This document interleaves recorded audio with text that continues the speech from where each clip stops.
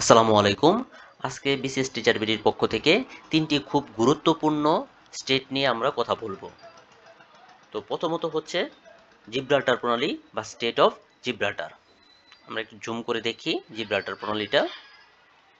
এই যে লেখা আছে স্টেট অফ জিব্রাল্টার।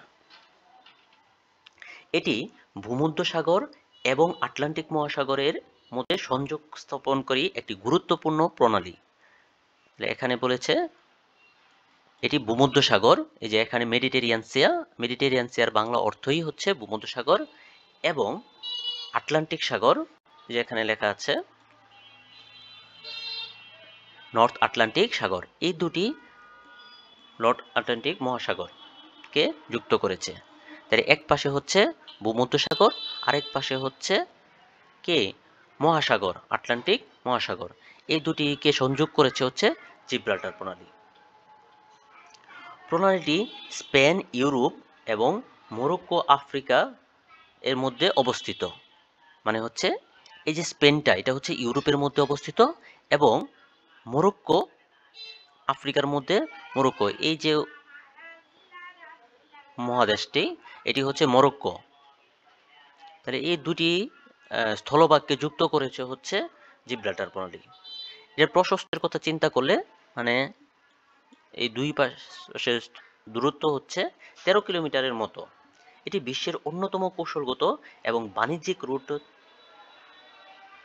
কারণ এটি ভূমধ্যসাগরীয় দেশগুলোকে আটলান্টিক মহাসাগরের সাথে যুক্ত করেছে।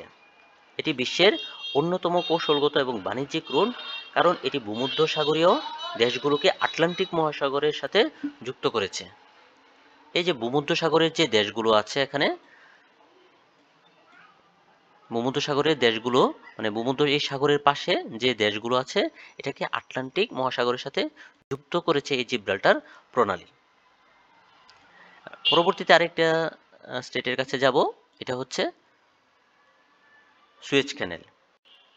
আমি যদি একটু জুম করি, এই যে এখান থেকে যে ক্যানেলটা এদিকে আসছে, এটাকে হচ্ছে সুয়েজ ক্যানেল বলা হয়।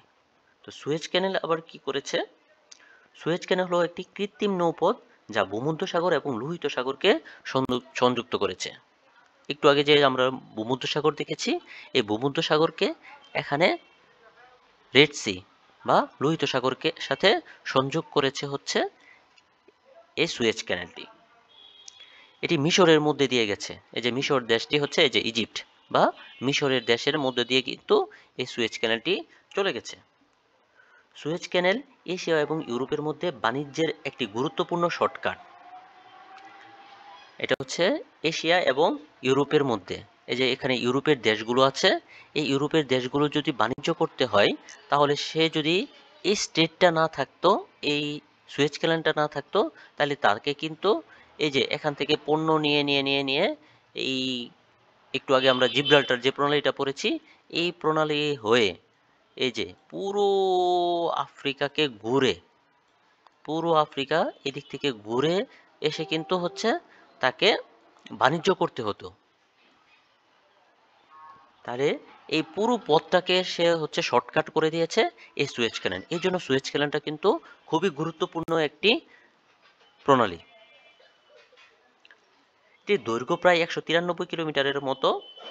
এটি বিশ্বের সবচেয়ে ব্যস্ততম শিপিং রুটগুলোর একটি, এবং বিশ্ব বাণিজ্যের প্রায় 12% এই ক্যানেল দিয়ে প্রবাহিত হয়, মানে পরিবাহিত হয়। পরবর্তীতে আরেকটি স্টেট হচ্ছে, আমি একটু জুম করি, এটা হচ্ছে দেখা যায় এই যে এখানে লেখা আছে বাবেল মানদেব স্টেট বা বাবেল মানদেব প্রণালী। বাবেল মানদেব প্রণালী হলো লোহিত সাগর এবং এডেন সাগরকে সংযোগ স্থাপনকারী একটি গুরুত্বপূর্ণ প্রণালী। তাহলে আমি যদি একটু জুম আউট করি, তাহলে দেখেন এখানে রেড সি এবং এখানে এডেন উপসাগর অবস্থিত। এই দুটি জলরাশিকে যুক্ত করেছে হচ্ছে এই বাবেল মানদেব প্রণালী। এটি ইয়েমেন, এশিয়া এবং আফ্রিকার হচ্ছে জিবুতি এবং ইরিত্রিয়া, এই দুটি জিনিসকে সংযুক্ত করেছে। এই যে ইরিত্রিয়া এবং জিবুতি, এই দুটিকে সংযুক্ত করেছে। এটি প্রশস্ত হচ্ছে প্রায় 26 কিলোমিটার, যে এই দুই পাশের দূরত্ব হচ্ছে 26 কিলোমিটার। তাহলে এটি বিশ্বের অন্যতম গুরুত্বপূর্ণ তেল পরিবহনের রুট, যেখানে মধ্যপ্রাচ্যের তেল ইউরোপ এবং অন্যান্য অঞ্চলে প্রবাহিত হয়। আমরা জানি মধ্যপ্রাচ্যের তেল সমৃদ্ধ দেশ যেগুলো হচ্ছে, যেমন এখানে সৌদি আরব আছে, কাতার আছে।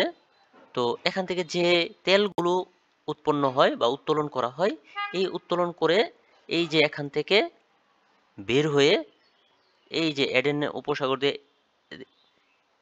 এডেন উপসাগর হয়ে, বাবেল মানদেব পার হয়ে, রেড সি হয়ে, এই যে এখানে সুয়েজ ক্যানেল পার হয়ে এখানে ইউরোপে চলে আসে। এটা কিন্তু একটা শর্টকাট। যদি এটা না থাকতো তাহলে কিন্তু হচ্ছে, যে একটু আগে আমরা বলেছিলাম যে এই তেল সমৃদ্ধ দেশগুলো থেকে তেল নিয়ে পুরো আফ্রিকা, এই যে পুরো আফ্রিকা ঘুরে কিন্তু আসতে হতো, যেটা হচ্ছে পরিবহন কস্ট খুবই বেড়ে যেত। আর তেলের যে পরিবহন কস্ট যদি বেড়ে যায়, তাহলে সবকিছুর পণ্য কিন্তু দাম কিন্তু বেড়ে যায়। তো এই তিনটা স্টেট খুবই গুরুত্বপূর্ণ একটা স্টেট। ধন্যবাদ সকলকে। আশা করি বুঝতে পেরেছেন। যদি ভালো লেগে থাকে তাহলে হচ্ছে আমাদেরকে সাবস্ক্রাইব করেন। আরও কি কি বিষয় জানতে চান সেই বিষয়গুলো আমাদেরকে জানান।